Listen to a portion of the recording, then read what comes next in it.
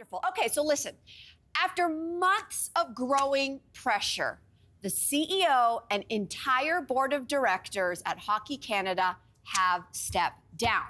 It's about time, somebody said in the audience. Yes. So listen, the organization has been under fire, to say the least, ever since it came out that a fund that was partly made up of player registration fees was used to settle sexual assault allegations. A lot, like our audience member said, listen, it's about time. It's about D-time. Yeah. Okay, so what should happen next? Oh my gosh. I just want to start with what should be, and I think is, horrifying to hockey fans and parents who currently have their children in this sport, is that it took this long, right? And when you think about actually that it is only after pretty much every sponsor bailed on them, the politicians across party lines were calling them out and saying this is unacceptable.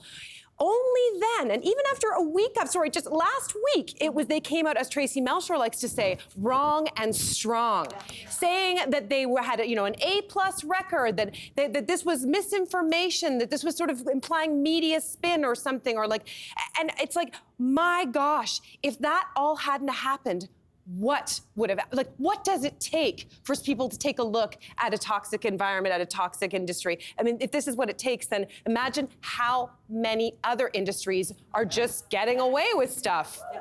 Great point. Yeah, what do you think, Gemini? It's been a big story ongoing. I totally agree. I think it's a total overhaul that's needed. I really feel, I feel so much for the parents, but I feel like this idea of a few executives leaving is like, nothing to see here. We left, so now it's all fixed. It can't be. I think there needs to be a watchdog. We need to continue looking at the culture there. And as you've pointed out too, it's in the schools, it's with the coaching, it's talking to the parents, it's allowing the parents to really stand up and say, I want answers, I want actions, not just I leave my children to you and that's it. So It's true. I think they have a lot of work to do. I think when we talk about culture, that's where I know that it's beyond Hockey Canada. It's about time. It's about time. Yep. I do say that, listen, I want to applaud corporate Canada for finally standing up and speaking with their dollars by pulling those dollars away. I think it's a wake-up call for any organization that receives this kind of funding to say, we got to all take stock of what's happening in our house and face and acknowledge and change what's wrong with us. Like you said, Cynthia, there could be a ton of organizations out there. Remember, this whole thing kicked off at Hockey Canada because it was TSN's Rick Westhead that made this discovery. What if he hadn't? And so, what's the corporate duty now to do your due diligence, dive into these companies and say, what are you doing about X, Y, and Z? What's going on? Just sniff around a little bit. However, I don't think it's just at Hockey Canada that this change has to happen. We keep talking about the culture. There's a wonderful side to sport. There's a wonderful side to hockey. And there's also a really difficult, toxic masculinity that continues to cause problems in the game. And guess what? It starts real young.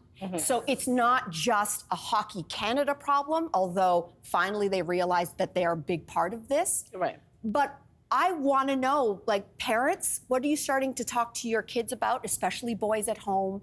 What are the coaches going to start talking about with their players as well?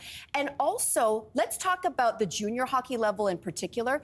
This, I think, and I hope, is going to be a wake-up call to all those leagues, like in Ontario, like in Quebec, who all started to pull their support from Hockey Canada. It doesn't mean you're off the hook either. It means that you need to go back to your players because there's been a lot of problems, it seems, at the junior level in particular. So where's the education programs? Are you starting to talk about how are we going to talk to our boys about treatment of women? What are we going to start to say that just because we know there's a lot of hype, you're a young, promising player, this kid's NHL bound, there's going to be a lot of attention. There's going to be a lot of female attention. This is how you handle yourself to be a professional.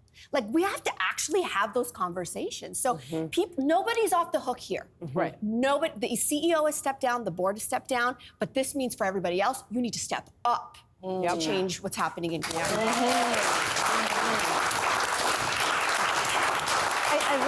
I love what you're saying about how it's on every level and not just Hockey Canada, because if you think about, let's say it's grassroots, Hockey Canada is the grassroots, then those roots for all these decades have sprouted fruit. And So that fruit, there's lots of poison fruit out there. And those poison fruits are playing and coaching and managing right now. Yep. So you overhaul the leadership of Hockey Canada, but you still have whatever, the poison fruit out there in leadership positions, in playing positions. Are they gonna change? Is that gonna be called out?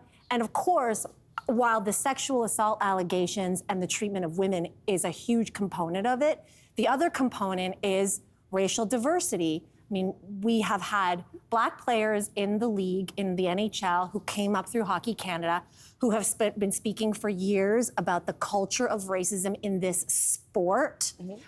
Just this weekend, an incident came up with a journalist at a newspaper comparing two Black players, Akeem Aliyu and Wayne Simmons, and basically a white journalist trying to talk about race. That is something in the culture that needs to change, how the media covers it, how fans talk about it, how other players talk about it. That isn't gonna change just with a board overhaul. Right. So when we're looking at hockey culture and how toxic it's toxic on multiple levels.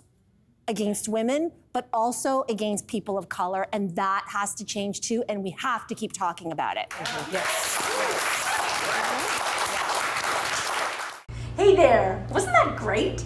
Do you know where you can find some equally good content?